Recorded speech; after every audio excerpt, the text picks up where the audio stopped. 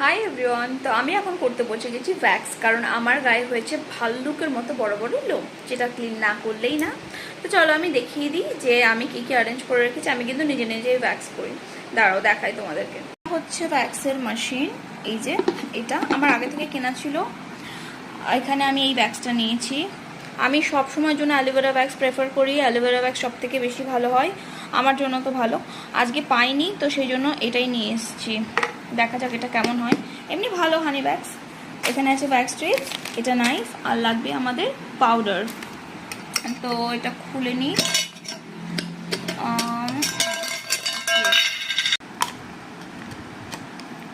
Just দেখো, এটা Vax মনে হচ্ছে না, এটা মধু মনে হচ্ছে।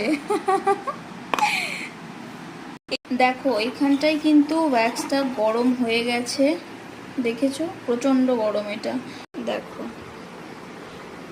একদম গরম গরম ভ্যাক্সটা কিন্তু লাগাতে হবে, ঠিক আছে? একটু ফু মেরে মেরে গরম গরম ভ্যাক্সটা লাগাতে হবে, খুব বেশি ঠান্ডা হয়ে গেলে কিন্তু হবে না।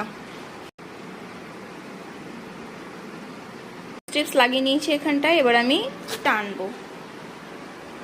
দেখো দেখো এই জায়গাটাতে আমার হয়ে গেছে করা, এই জায়গাটায় কিন্তু ডিফারেন্স দেখতে পাচ্ছ, পুরো ক্লিন।